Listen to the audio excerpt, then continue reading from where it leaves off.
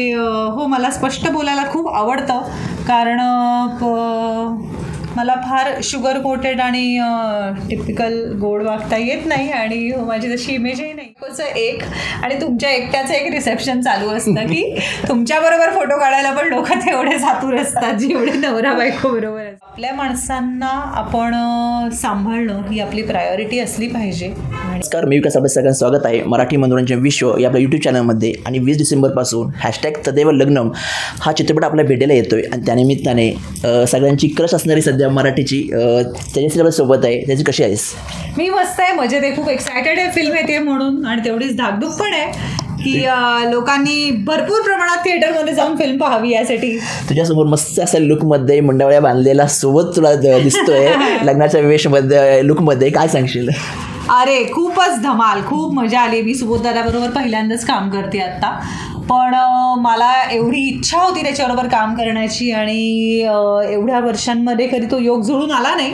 पण हा जो काय योग जुळून आला आहे तो तदेव लग्नामध्ये जुळून आला आहे, याचा खूप आनंद आहे. पण वर्षाची सुरुवात पंचमसारख्या ब्लॉकबस्टरनी आणि वर्षाची शेवट तदेव लग्नमसारख्या चित्रपटांनी. काय एक्साइटमेंट आहे? अरे खूपच छान आहे. म्हणजे कलाकारासाठी ह्याच्यापेक्षा मोठी गोष्ट काय असू शकते की वर्षाची सुरुवात आपल्या सिनेमाने झाली आणि वर्षाचा शेवटही आपल्या सिनेमाने होतोय. त्यामुळे मला खूपच छान वाटतंय. हे ॲक्च्युली योगायोग वाटतात मला आणि छानच जुळून आलंय सगळं. बरोबर. आणि आपण पाहतोय की जी आहे तुला नेहमीच ज्या भूमिका ज्या असतात त्या थोड्याशा अशा मॅच्युअर पद्धतीने दिल्या जातात. म्हणजे मालिकामध्ये असतील किंवा सिनेमामध्ये असतील. तर काय सांगशील का? म्हणजे तुझ्या मॅच्युअर लोकांना दिसते का की तू खूप असं मॅच्युअर बोलतेस किंवा तुझी भूमिका ही मॅच्युअर पद्धतीने लोकांना पटवू शकेल? आता हा प्रश्न खरं तर मला कास्ट करणाऱ्यांना विचारला पाहिजे, कारण मी तर कॉमेडी पण करू शकते, मी सगळंच एक्सप्लोअर करायला मला आवडेल. पण या फिल्ममध्ये तशी मॅच्युरिटी बरोबर तुम्हाला थोडी वेगळी शेड बघायला मिळणार आहे तेजश्रीची.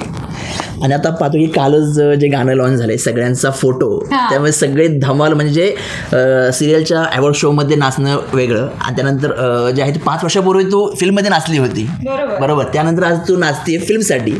उमेशने तो फुल नाचून तुम्हाला घेतला असेल, तो एक्सपिरियन्स कसा होता?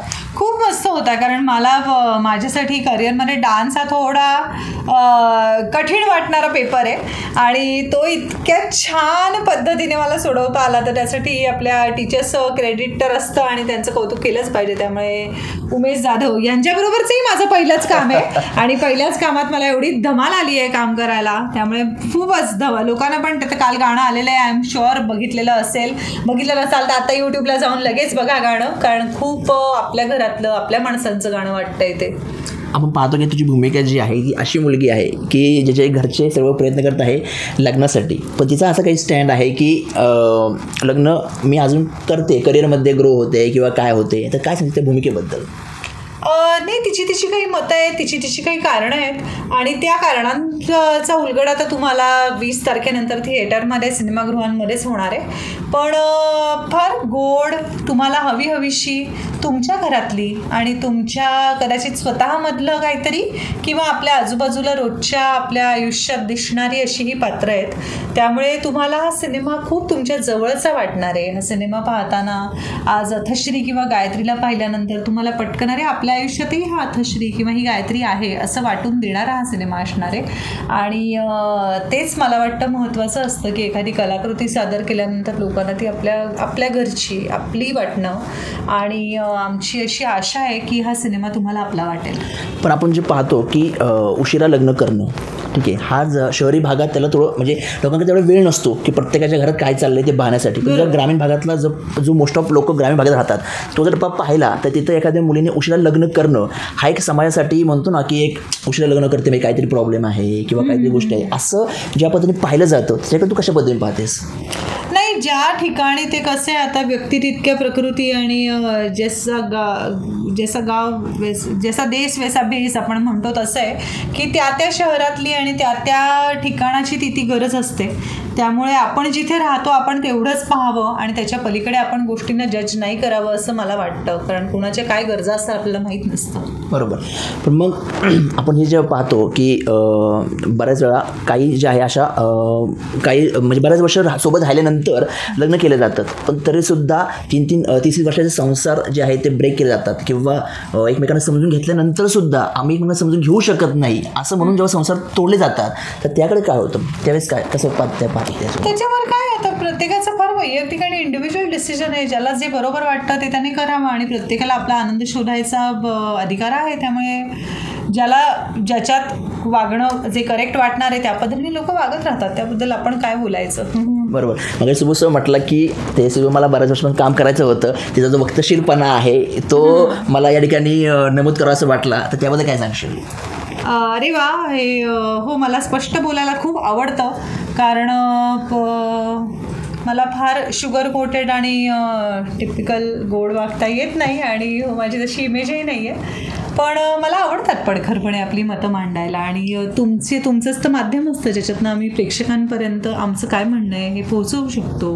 कुठेतरी आपण जेव्हा बोलतो तेव्हा ह्या स्पष्ट वक्तेपणा असला तरी पण आपण एक समाजाचं भान ठेवून किंवा आपण कुठेतरी समाजाचे देणेकरी लागतो असं समजून जेव्हा संवाद साधत असतो तेव्हा मला वाटतं की ही संधी आहे आमच्यासाठी आणि ती योग्य पद्धतीनेच वापरली गेली पाहिजे.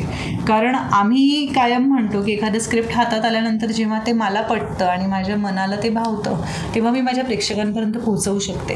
त्यामुळे जर का तोच प्रेक्षक वर्ग ज्यांच्यामुळे मी आहे, ज्यांच्यामुळे सुबोध दादा आहे, ज्यांच्यामुळे आपलं हे अख्खं फिल्म इंडस्ट्रीचं क्षेत्र चालतं, त्याच माणसांची आपण जर प्रतारणा केली किंवा त्यांच्यासमोर आपण खोटं वागलो तर कसं चालेल. सो आपण कधीही खरं वागलेलं बरं. आणि लग्न म्हटलं की लग्नाची गमती जमती येतात. तसं तर तू खूपच आजपासूनच करिअर चालू केले, त्यामुळं असं काही किस्से घडलेत त्या कोणाच्या लग्नामध्ये जाणं असणं, तिथं आईने स्वतःहून घेऊन जाणं, नाही चलच मस्त आवरून चल किंवा मस्त नाही. पण एवढं नक्की होतं. आता माझ्याबरोबर आय एम सो शुअर की जे कलाकार हे ऐकतील किंवा जी माणसं ज्यांच्या आयुष्यात कलाकार आहेत ते ऐकत असतील त्यांना हे पटेल की तुम्ही लग्नांमध्ये गेल्यानंतर नवरा बायकोचं एक आणि तुमच्या एकट्याचं एक रिसेप्शन चालू असतं की तुमच्याबरोबर फोटो काढायला पण लोक तेवढे सातूर असतात जेवढे नवरा बायको बरोबर असतात. त्यामुळे लग्नांमध्ये गेल्यानंतर प्रामुख्याने येणारा अनुभव म्हणजे हा फोटोचाच असतो. बरोबर. अशा काही गोष्टी आहेत की ज्याच्याविषयी मला तुझं मत जाणून घ्यायला खूप आवडेल की त्याच्यामध्ये कुटुंब या जे आहे कन्सेप्ट त्या तू कशा पद्धतीने पाहते? डेफिनेटली फार महत्त्वाची गोष्ट आहे आयुष्यातली. आणि तुम्ही तुमच्या बाहेरच्या जगात कितीही मोठे व्हा, काही करा किंवा उद्या तुम्ही कितीही सक्सेसफुल व्हा, तुमचं अख्ख्या जगाने तुमची वाहवा करू दे, पण जेव्हा आपल्या घरातलं आपलं माणूस आपलं कौतुक करतं किंवा शाबासकीची किंवा कौतुकाची थाप आपल्या पाठीवर देताना तेव्हा जे समाधान मिळतं ते आय थिंक ह्या कृत्रिम आणि बाहेरच्या गोष्टीतून मिळत नाही. त्यामुळे कुटुंब तुमच्या आयुष्यात फार महत्त्वाची भूमिका पार पाडत असतं.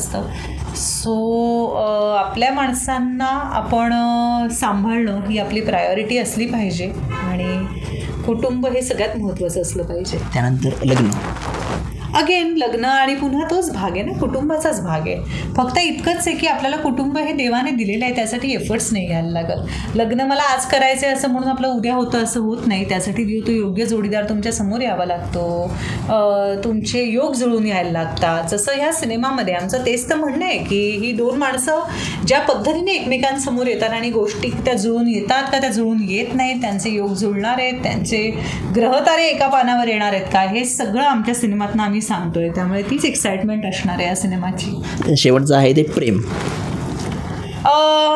प्रेमाची व्याख्या पुन्हा कसं आहे की ती काही फक्त एका आयुष्यातल्या पुरुषापर्यंत मर्यादित नसते किंवा पुरुषासाठी बाईपर्यंत मर्यादित नसते. प्रेम ही भावना आहे आणि ती भावना आपण जितक्या जास्तीत जास्त लोकांपर्यंत पोहोचवू शकू तितकी ती वाढणारच आहे आपल्या आयुष्यात आणि आपल्याला समाधानच देणार आहे. त्यामुळे प्रत्येकाच्या आयुष्यात कुठल्या ना कुठल्या रूपामध्ये प्रेम हे असावं आणि ते प्रत्येकाला मिळू दे अशी माझी इच्छा आहे. वा वा, नक्कीच. तर आता प्रेक्षकांना चित्रपट पाहण्यासाठी काय आव्हान करशील? सो 20 तारखेला #तदेव लग्नम नावाचा आमचा सिनेमा येत आहे आणि या सिनेमाची पत्रिका एव्हाना तुमच्यापर्यंत पोहोचायला लागलेली आहे. सो मुहूर्त चुकवू नका आणि आमच्या डोक्यावर तुमच्या प्रेमाच्या, तुमच्या कौतुकाच्या, तुमच्या टीकेच्या अक्षता टाकण्यासाठी नक्की या थिएटर्समध्ये.